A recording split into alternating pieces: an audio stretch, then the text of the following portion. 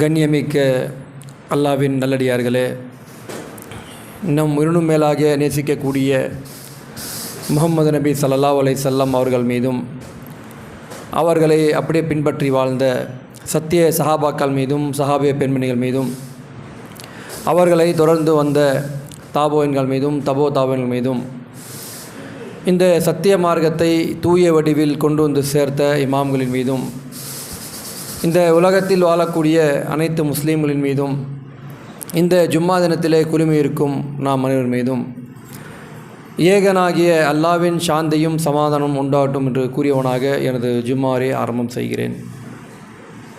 கண்ணியமிக்க அல்லாவின் நல்லடியார்களே, இந்த சிறப்பிற்குரிய ஜும்மா நாளிலே எனக்கு வழங்கப்பட்டிருக்கும் தலைப்பு இஸ்லாமும் தர்மங்களும். ஒரு முஸ்லீமாக இருக்கக்கூடிய மனிதர், இந்த இஸ்லாத்தை ஏற்றுக்கொண்டவர், அவருக்கு பல்வேறு விதமான கடமைகள், கலிமா சொல்லி அவர் இஸ்லாத்தை ஏற்றுக்கொண்டவுடனே பல்வேறு விதமான கடமைகள் அவருக்கு இஸ்லாம் வழங்குகிறது. இஸ்லாமிய மார்க்கத்திலே சில விஷயங்கள், சில கடமைகள் வலியுறுத்தப்பட்ட கடமைகளாகவும் இருக்கிறது. சில கடமைகள் கட்டாய கடமைகளாக இருக்கிறது. கட்டாய கடமைகள் நாம் நிறைவேற்றி ஆக வேண்டும், அது விதிவிலக்கு கிடையாது. வற்புறுத்தப்பட்ட வலியுறுத்தப்பட்ட கடமைகள் அதிகமாக இந்த மார்க்கத்திலே ஆர்வமூட்டக்கூடிய வகையில், அதிலே பல நன்மைகள் கிடைக்கக்கூடிய வகையில் சொல்லப்பட்டிருக்கிறது. அந்த வகையில்தான் இந்த தர்மங்களும் இந்த மார்க்கத்திலே உலகத்தில் இருக்கக்கூடிய எந்த மதமும், எந்த சித்தாந்தமும், எந்த அமைப்புகளும், மனிதநேயமிக்க அமைப்புகளும் வலியுறுத்தாத வகையில், சொல்ல முடியாத அளவில் இந்த மார்க்கத்தில், இஸ்லாம் இந்த மார்க்கத்தில் தர்மம் என்பது பின்னி பிணைந்திருக்கிறது. தான் சம்பாதிக்கக்கூடிய பொருளாதாரத்தில் தன்னிடம் வரக்கூடிய இந்த பொருளாதாரத்தை குறிப்பிட்ட சதவீதம் நீங்கள் பிரித்து கொடுத்து தான் ஆக வேண்டும், கடமை என்று சொல்லுகிறது மார்க்கம். நான் சம்பாதிக்கக்கூடிய பொருளாதாரம், அந்த சம்பாதியத்தில் 2.5% கட்டாய கடமை கொடுத்து தான் ஆகணும். இது ஒரு பக்கம் வலியுறுத்தி சொல்கிறது. மீதம் மிச்சம் இருக்கக்கூடிய பொருளாதாரம், அதை நீங்கள் ஏழை எளிய மக்களுக்கு கொடுக்கணும், நல்வழி செலவிடணும், இப்படி வலியுறுத்தி ஆர்வமூட்டி சொல்கிறது. திருமறை குர்ஆனில் எக்கச்சக்கமான இடங்களில், பல வசனங்களில், 50-60க்கும் மேற்பட்ட வசனங்களில் தர்மங்களை பற்றி அல்லாஹ் தஆலா சொல்லி காட்டுகிறான். அல்லாஹ்வுடைய தூதருடைய போதனைகளில் பல ஹதீஸ்களை எடுத்துக்கிட்டோம்னா, இந்த தொழுகை பற்றி, ஜகாத்தை பற்றி, அடுத்ததாக நீங்கள் நல்வழியில் செலவிடுங்கள். ஏன் திருமறை குர்ஆன் இப்படி பேசுகிறது? ஏன் நபிகள் நாயகம் ஸல்லல்லாஹு அலைஹி வஸல்லம் அவர்கள் தர்மங்களை பற்றி அதிகமாக வலியுறுத்தி சொல்லுகிறார்கள்னா, ஒரு மனிதன் உலகத்திலே வாழும் பொழுது அவன் தடுமாறி போவதற்கும் பாதை மாறி செல்வதற்கும் முக்கியமான காரணமே இந்த பொருளாதாரம் தான். அவன் பொருளாதாரம் சம்பாதிக்க ஆரம்பிக்கிறான். அவனுக்கு பொருளாதாரம் சேர சேர அவன் ஏற்கனவே இருந்த நிலை விட்டு அவன் திசை மாறி போகக்கூடிய சூழல் அமைந்து விடுகிறது. பொருளாதாரம் குறைவாக இருக்குது, அல்லாஹ்வுக்கு பயந்து இருப்பான், கரெக்டாக இருப்பான், சரியாக தொழுவான், எல்லாமே பண்ணுவான். கொஞ்சம் பொருளாதாரம் கூட கூட அவனுக்கு அந்த அச்சம் குறைஞ்சிரும், அல்லாஹ்வுடைய பயம் குறைஞ்சிரும், பொருளாதாரத்தில் நேசம் அதிகமாயிரும், தவறான பாதைக்கு செல்லக்கூடிய வாய்ப்பு அமைஞ்சிரும். அதனால தான் அந்த பொருளாதாரம் சேர சேர நான் உனக்கு கொடுக்கக்கூடிய பொருளாதாரத்தை நீ நல்வழியில் செலவிடு. அப்போ அந்த பொருளாதாரத்தை எடுத்து கொடுக்கும் பொழுது அல்லாஹ்வுடைய பயம் வரும், அச்சம் வரும். ஏன், எப்படி வரும்? ஒரு வணக்கம், தொழுகைக்கு வர்றோம், ஏன் வர்றோம்? நேரம் ஆயிடுச்சு, போய் தொழுவுலன்னா அல்லாஹ் நாளைக்கு கேள்வி கேட்பான். அந்த பயம், அந்த அச்சம் இருக்கிறது. தொழுகைக்கு வந்திருக்கிறோம். மற்ற நேரங்கள் நம்ம ஜும்மாக்கு எவ்வளோ மக்கள் வந்திருக்கிறோம்? ஜும்மா என்பது கட்டாய கடமை, நேரம் தருவாமல் தொழணும், சீக்கிரமாக வரணும், அதனால் எல்லா குழுமே இருக்கிறோம். அந்த மாதிரி பொருளாதாரம் கிட்ட சேர்ந்திருக்கிறது. இந்த பொருளாதாரத்தை நானே வைத்து கொண்டால் நான் கொடுத்த பொருளாதாரத்தை நீ என்ன செய்தா என்று அல்லாஹ் நாளைக்கு மறுமையில் கேள்வி கேட்பான். அதனால் கொடுக்க ஆரம்பித்தோம்னா, கொடுக்கக்கூடிய பழக்கம் இருந்ததுன்னா கண்டிப்பாக இந்த தீமையான பழக்கங்கள் வராது. அல்லாஹ் தஆலா தன்னுடைய திருமறை குர்ஆனில் எப்படி ஆர்வம் ஊட்டுறான்னா இந்த தர்மங்களை பற்றி, இன் துஃபுது அஸ்ஸதகாத்தி ஃபனிமைய ஒயின் துக்ஃபூஹா ஒ துத்துஹா அல் புக்ராஹா. அல்லாஹ் தஆலா அதோட திருமறை சொல்லி காட்டுறான், தர்மங்களை நீங்கள் வெளிப்படையாக செய்தால் அது நல்லது, நீங்கள் செய்யக்கூடிய தர்மங்கள் வெளிப்படையாக செய்யுங்க. வெளிப்படையாகன்னா 4 பேர் நம்மளை புகழ வேண்டும் அதற்காக இல்லை. நாம் கொடுக்கக்கூடிய பொருளாதாரத்தை யாரோ பார்த்து விட்டு இவர் நல்லா செய்கிறாரு, 100 ரூபா கொடுக்குறாரு, நம்ம 200 கொடுக்கலாம், அந்த மாதிரி ஆர்வம் ஊட்டக்கூடிய வகையில் நீங்கள் தர்மங்கள் வெளிப்படையாக செய்வது நல்லது. அது மறைத்து ஏழைகளுக்கு வழங்கினால் அது உங்களுக்கு மிகச்சிறந்தது. நீங்கள் வெளிப்படையாக கொடுத்தாலும் சிறந்தது தான். ஆனால் என்ன வரக்கூடாது, நீங்கள் கொடுக்கக்கூடிய பொருளாதாரத்தை பார்த்து பாய் உங்களை மாதிரி கொடுக்கணுங்க, நீங்கள் சூப்பரான ஆளுங்க புகழுவதற்காக வேண்டி இல்லை. நாம் கொடுக்கக்கூடிய தர்மங்கள் தான தர்மங்கள் மற்ற மக்கள் பார்த்து அவங்களுக்கு ஆர்வம் வரும், அதற்காக வேண்டி வெளிப்படையாக செய்யலாம். அல்லது நீங்கள் மறைத்து ஏழைகளுக்கு வழங்கினால் அது மிகச்சிறந்தது. நீங்கள் கொடுக்கக்கூடிய பொருளாதாரத்தை தர்மங்களை நீங்கள் மறைத்து நீங்கள் யாருக்குமே தெரியாமல் நீங்கள் வழங்கினால் அது மிகச்சிறந்தது என்று அல்லாஹ் சொல்லி காட்டுகிறான். அல்லாஹ்வுடைய தூதர் கூட ஒரு ஹதீஸை சொல்லி காட்டுறாங்க. மறுமை நாளில் அரிசிக்கு கீழே 7 சாராரை அல்லாஹ் தஆலா கடுமையான வெயிலில் மக்கள் மறுமை நாளில் கேள்வி கணக்கு விசாரணை போது இருப்பாங்க. கடுமையான வெயில், தாக்கு பிடிக்க முடியாத வெயில், அந்த நேரத்தில் எங்கேயாவது நிழல் கிடைச்சா போதுமே என்று ஏங்கக்கூடிய அந்த சமயத்தில் அல்லாஹ் தஆலா 7 சாராரை அழைத்து தன்னுடைய அரிசிக்கு கீழே நிழல் தருவான். அப்படி 7 சாராரில் ஒருவர் தான் வலது கரத்தால் வலது கையால் கொடுக்கப்பட்ட அந்த தர்மத்தை இடது கைக்கும் தெரியாது. என்ன அர்த்தம், தான் கொடுக்கக்கூடிய அந்த தர்மம் என்பது யாருக்குமே தெரியாது, கட்டின மனைவிக்கு தெரியாது, பெற்ற தந்தைக்கு தெரியாது, தாய்க்கு தெரியாது, யாருக்குமே தெரியாது. தெரியாமல் அந்த தர்மம் கொடுக்குறாங்களே அவர்களுக்கு அல்லாஹ் தஆலா இப்படிப்பட்ட ஒரு அந்தஸ்தை ஊற்றுக்கிறான்னு சொல்லி அல்லாஹ்வுடைய தூதர் சொல்லி காட்டுறாங்க. என்ன, மறுமை நாளில் எங்கேயுமே மறைந்து நிற்க முடியாத ஒரு சமயத்தில் அல்லாஹ்வுடைய அந்த சிம்மாசனம் அரிசிக்கு கீழே அழைத்து விட்டு அல்லாஹ் தஆலா உள்ள இடம் கொடுப்பானாம். மறைத்து நீங்கள் கொடுத்தால் சிறந்தது அல்லாஹ் தஆலா சொல்லி காட்டுறான். அதே போல் எப்போ நம்ம கொடுக்கணும் தர்மம் நம்மகிட்ட காசு பணம் இருக்குது, நிறைய இல்லை குறைவாக இருக்குது, இருக்கக்கூடிய இந்த தர்மங்களை எப்போ நீங்கள் கொடுக்கணும்? அல்லாஹ் தஆலா தன்னுடைய திருமறை குர்ஆனில் சூரா அல் பக்ராவில் சொல்லி காட்டுறான். யா அய்யுல்லதீன ஆமனு அன்ஃபிகு மிம்மா ரஸக்னாகும் மின் கப்லி அன் யத்திய யௌமுல் லா பையுன். நம்பிக்கை கொண்டோரே, பேரமோ நட்போ பரிந்துரை இல்லாத நாள், பேரம் பேச முடியாத நாள். நட்புக்கள் இருக்காங்களே, எனக்கு ஏதாவது காய்ச்சல் தொந்தரவுன்னா உடனே நட்புக்கள் ஓடி வருவாங்க. எங்கே போகணும், ஹாஸ்பிட்டலுக்கு போகணுமா, என்ன போகணும், என்ன செய்யணும், ஓடி வருவாங்க. அந்த மாதிரி எதுவுமே கேட்க முடியாத, பேரம் பேச முடியாத, நட்புக்கள் உதவி செய்ய முடியாத ஒரு நாள் இருக்குல்ல, அந்த நாள் மறுமை நாள். அந்த நாள் வருவதற்கு முன்னால் ஃபீஹி வலா ஹுல்லத்தன் வலா ஷஃபாவுல் காஃபிருன ஹுமுல் ஸாலிமூன். அந்த நாளுவதற்கு முன்னால் நீங்கள் நல்வழியில் செலவிடுங்கள். நீங்கள் செய்யக்கூடிய அந்த பொருளாதார தர்மம் என்பது அந்த நாளுவதற்கு முன்னால் பேரமோ நட்போ எந்த ஒரு பரிந்துரை செய்ய முடியாத ஒரு நாளுவதற்கு முன்னால் உங்களுடைய பொருளாதாரத்தை நீங்கள் நல்வழியில் நீங்கள் செலவிடுங்கள் சொல்லி அல்லாஹ் தஆலா எப்போ செய்யணும்னு சொல்லி காட்டுறான். அப்போ எப்போ? உலகத்தில் வாழும்போது தான் செய்ய முடியும். நாளைக்கு மறுமை நாளில் ஏவா நீ இவ்வளோ கோடிகள் கொடுத்த, லட்சங்கள் கொடுத்த, என்கிட்ட அங்கே இருக்குது, உலகத்தில் இருக்குது, அதை எடுத்து கொடுத்துட சொல்ல முடியுமா? இல்லை. உலகத்தில் வாழும்போது தான் இந்த தர்மங்களை நீங்கள் கொடுக்க முடியும். எப்படி கொடுக்கணும்? இந்த நேரங்களில் தர்மம் கொடுக்கக்கூடிய முறை என்பது எப்படி என்று அல்லாஹ்வுடைய தூதர் சொல்லி காட்டுறாங்க. ஆச்சரியமாக இருக்கிறது. எப்படி சொல்கிறாங்கன்னா, தப்பிக்க முடியாது, காசு பணம் வைத்துக்கொண்டு காரணம் சொல்ல முடியாத அளவுக்கு நீங்கள் இப்படித்தான் செய்யணும்னு சொல்லி காட்டுறாங்க அல்லாஹ்வுடைய தூதர். புகாரில் வரக்கூடிய செய்தி. நீங்கள் ஆரோக்கியமாக இருக்கணும்.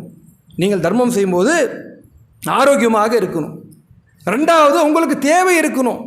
எனக்கே 100 ரூபாய் எனக்கு தேவை, அந்த 100 ரூபாய் இருந்தால் தான் என்னுடைய குடும்பத்தை ஓட்ட முடியும். அப்படிப்பட்ட நிலையிலும் கூட நீங்கள் தர்மம் செய்ய வேண்டும். ஒன்று ஆரோக்கியமாக இருக்கிறீங்க, ஆரோக்கியமாக இருந்து உங்களுக்கு பண தேவை இருக்கிறது. அதே போல் வறுமை அஞ்சி செல்வத்தை எதிர்பார்த்து கொண்டிருக்கிறீங்க.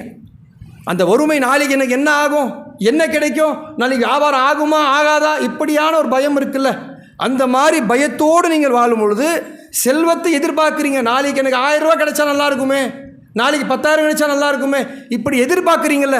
அந்த எதிர்பார்க்கக்கூடிய சமயத்தில் உங்கள்கிட்ட என்ன இருக்கிறதோ அதை நீங்கள் எடுத்து கொடுங்க. அல்லது நீங்கள் நிறைய வச்சுருக்கிறீங்க, ஒவ்வொரு விஷயமா சொல்கிறாங்க. என்ன சொல்கிறாங்க? நீங்கள் ஆரோக்கியமாக இருக்கிறீங்க, எடுத்து கொடுத்துருங்க. நாளைக்கு நீங்கள் பெட்டில் போய் படுத்துட்டு இருக்கிற பணம் காசு நான் கொடுக்காம போயிட்டேன்னா இப்போது மெடிக்கலுக்கு செலவாகுது, ஹாஸ்பிட்டலுக்கு செலவாகுதுன்னு சொல்லி அங்கே வருத்தப்பட வேண்டாம். முதல்ல ஆரோக்கியமாக இருக்கும்போதே நீங்கள் கொடுத்துருங்க. பொருளாதார தேவை இருக்கிறது இருந்தாலும் உங்கள்கிட்ட இருக்கிறது எடுத்து கொடுத்துருங்க. வறுமை அஞ்சு இருக்கிறீங்க, நாளைக்கு 5ஓ 10ஓ வேணும்னு நினைக்கிறீங்க, அப்போ எடுத்து கொடுத்துருங்க. அதுக்கு மேலே சொல்கிறாங்க, பணங்காசு சேர்த்து வச்சுருக்கிறீங்கள, உங்களுடைய உயிர் தொண்டை குழியில் அடையும் அந்த நேரத்தில் கூப்பிட்டு இது இன்னாருக்கு கொடுங்க அன்னாருக்கு கொடுங்க சொல்லி அந்த நேரம் வரைக்கும் தாமதப்படுத்தாதீங்க. ஏன்? நீங்கள் சொல்லிக்கிட்டே இருப்பீங்க, இது இவருக்கு கொடு, இது அவருக்கு கொடு, இந்த ட்ரஸ்ட்டுக்கு கொடு, இந்த அனாதை கொடு சொல்லிக்கிட்டு இருப்பீங்க. உங்கள் உயிர் போயிடும். 10 கோடி வச்சுருக்கிறீங்க, 1 கோடி வச்சுருக்கீங்க, 10 லட்சம் வச்சுருக்கிறீங்க. உங்கள் உயிர் போனதுக்கு பின்னால் அந்த செல்வம் உங்களுக்குரியது இல்லை.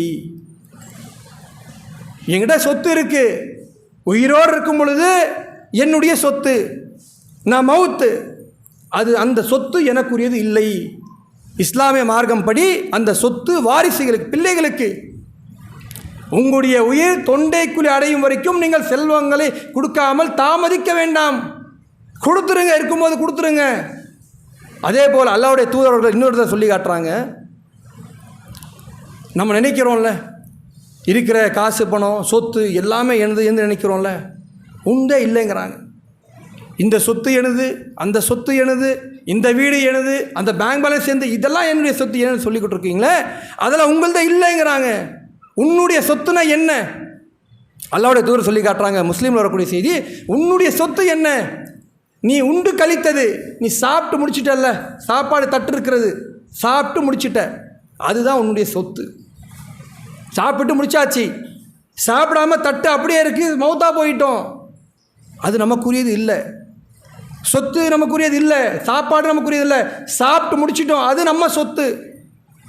காலையில் டிஃபன் பண்ணிட்டோம், மத்தியானம் லஞ்சு, ஜும்மா முடிச்சோடனே பிரியாணி வீட்டில் ரெடி பண்ணி வைக்க சொல்லியிருக்கிறோம். திடீர்னு ஏதோ ஃபுட் பாய்சன் ஆகிடுச்சு, டாக்டர் சொல்லிட்டார் சாப்பிடாதீங்கன்னு.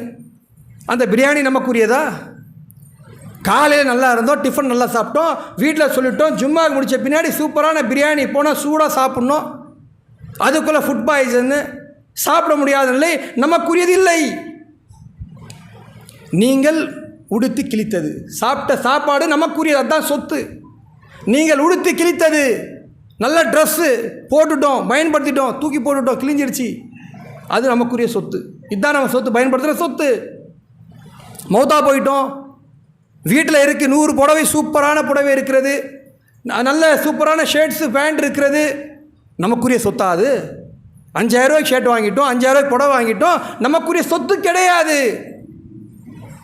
தம்பியே போட்டுக்க மாட்டான், தங்கச்சி போட்டுக்க மாட்டான், மௌத்தா போன அக்காவுடைய வேணாங்கிற மாதிரியான நினச்சிடுவாங்க. எதுக்கு போடணும்? யாருக்கும் ஏழைகளுக்கு கொடுத்துரும், 5000 10,000 புடவை கொடுத்துடலாம், நமக்குரிய சொத்து கிடையாது.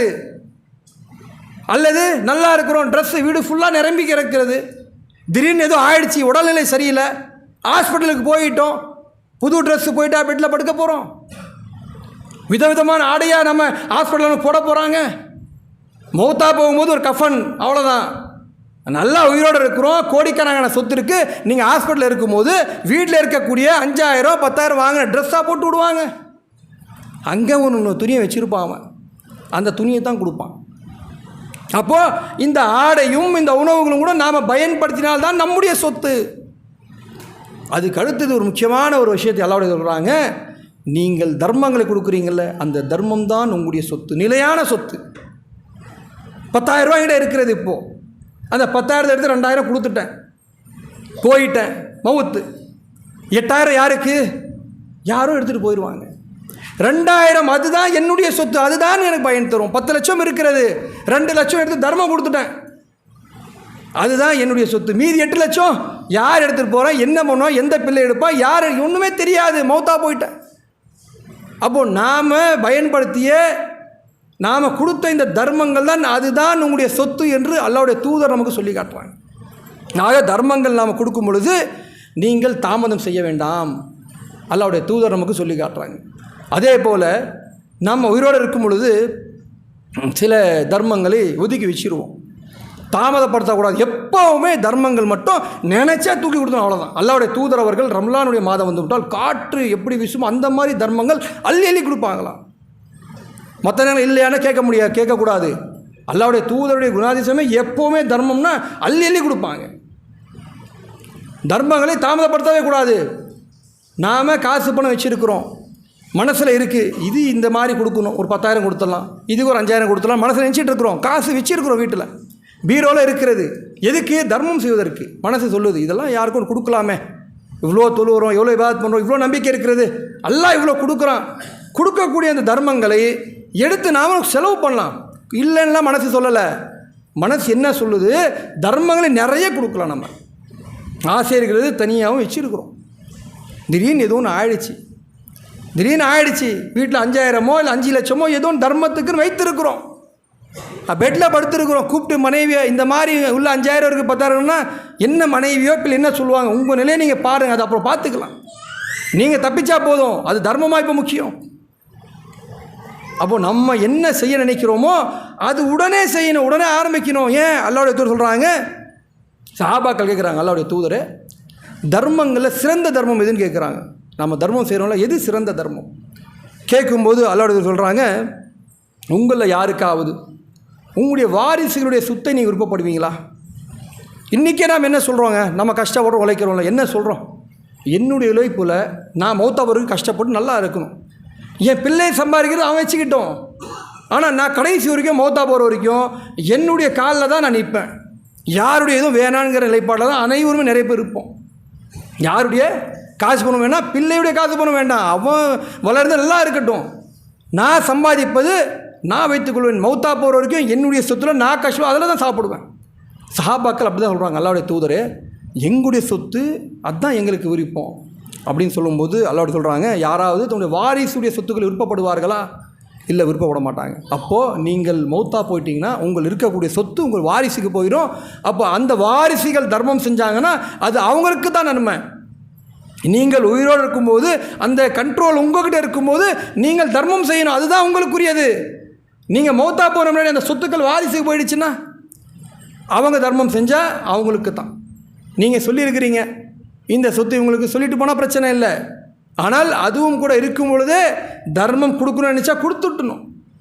அல்லாஹ்வுடைய தூதர் அவர்கள் இந்த மாதிரி தர்மம் செய்ய நீங்கள் தாமதம் செய்ய வேண்டாம் என்று சொல்லி காட்டுறாங்க. அதே போல் இந்த தர்மங்களை பற்றி அல்லாஹ்வுடைய தூதர் மிக முக்கியமான ஒரு செய்தி சொல்கிறாங்க. நம்ம உலகத்தில் வாழும்போது நினைக்கிறோம் மறுமை நாள் என்பது எப்போ வரும்னே தெரியாது. அல்லாஹ்வுடைய தூதர் அவர்கள் 2 ஆட்காட்டியவர்களை காண்பித்து எப்போ வரும்னு சொல்லி தெரியாது, அவ்வளோ நெருக்கமாக இருக்குன்னு சொல்லிட்டாங்க. தெரியவே தெரியாது, யாருக்குமே தெரியாது, அவ்வளோ நெருக்கமாக இருக்குன்னு சொல்லி அல்லாஹ்வுடைய தூதர் சொல்லி காட்டிட்டாங்க. அப்போ அந்த நாள் வருவதற்கு முன்னால் நீங்கள் தர்மங்களை உடனடியாக கொடுத்துடணும். ஒரு நேரம் வரும், அல்லாஹ்வுடைய தூதர் சொல்லி காட்டுறாங்க, ஒரு நேரம் வரும், அந்த நேரத்தில் எல்லார்ட்டையும் செல்வம் இருக்கும், எல்லார்ட்டையுமே செல்வம் நிறைய இருக்கும், செல்வம் இல்லைன்னே சொல்ல முடியாது. அப்படிப்பட்ட ஒரு நேரம், ஒரு சூழல் உண்டாகும். அந்த நேரத்தில் நீங்கள் உங்களுடைய தர்மங்களை எடுத்துக்கொண்டு அலைவீர்கள், திரிவீர்கள்.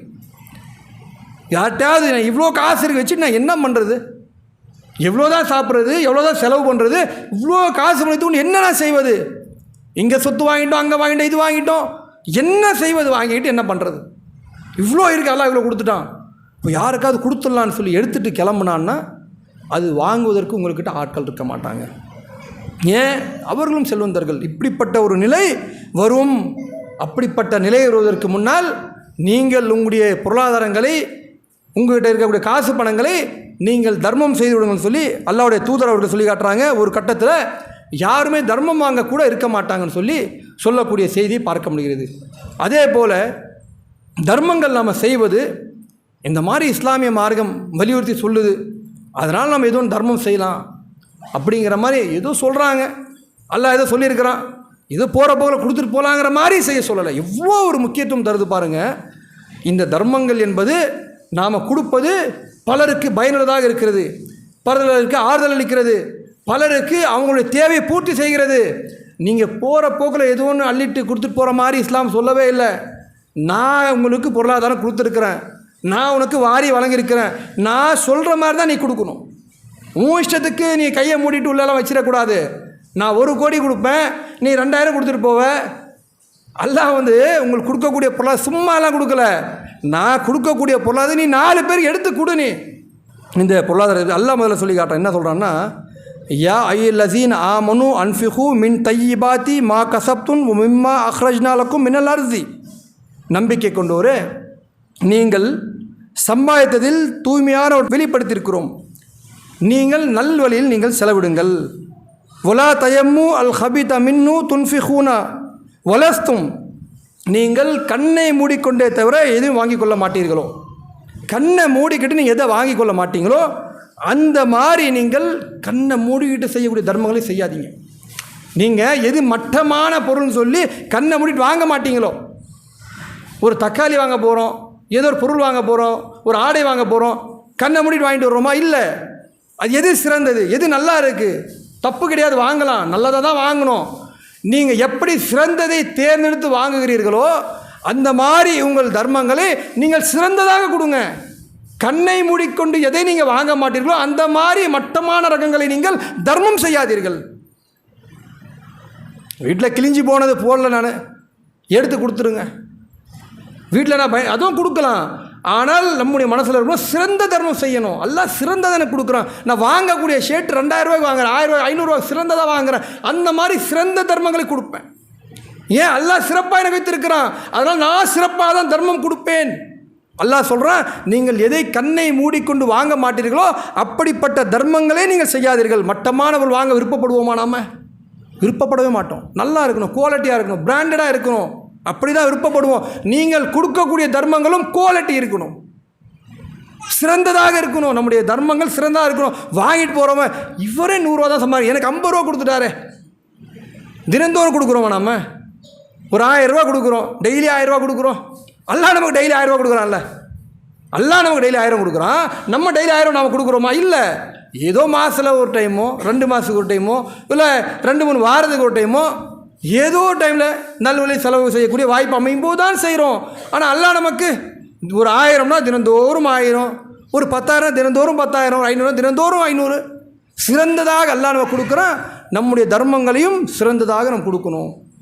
அதே போல் அல்லாஹு தாலா தன்னுடைய திருமறை குர்ஆன் சொல்லி காட்டுறான், உண்மையாகவே மனசில் நான் கொடுக்கக்கூடிய தர்மங்கள்லாம் நான் மறுமை நாளில் கிடைச்சிரும் அப்படின்னு கொடுக்குறான்ல, அவனை பற்றி அல்லாஹ் சொல்லி காட்டுறான், இன்னல்லஸீன யத்குலூன கிதாபல்லாஹி வஹூமு ஸலாத்த வன்ஃபஹூ மர்தக்னாஹும் சிர்ரன் வலா நிய்யத இர்ஜூன திஜாரத்தன் லன் தபூர்.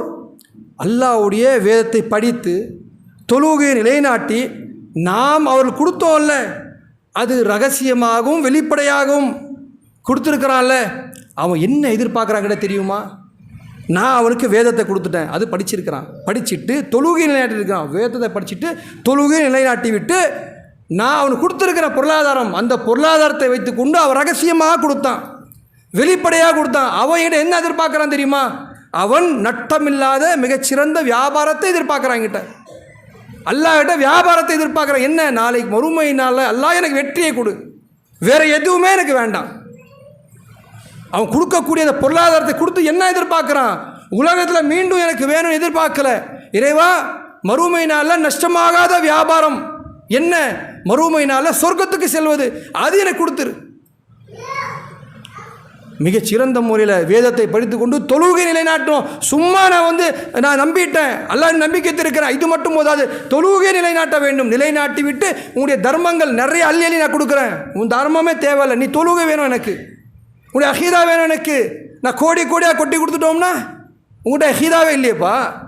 நான் அந்த தர்மங்களுக்கு முன்னால் தொழுகை பற்றி சொல்லியிருக்கிறேன், என்னை தலைவணங்க சொல்லியிருக்கிறேன், அந்த வணக்கமே உண்ட இல்லையப்பா.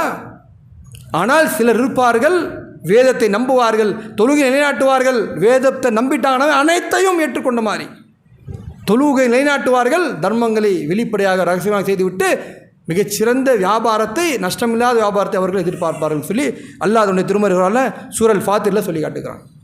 ஆக நம்முடைய வாழ்க்கையில் பயணிக்கும் பொழுது நாம் எந்த அளவுக்கு முடியுமோ, நாம் உங்களுக்கு எதை வழங்கினோமோ, 100 ரூபா கொடுத்துருக்கோன்னா அதுலேருந்து நீ கொடு, உனக்கு 50 அதுலேருந்து நீ எடுத்து கொடு.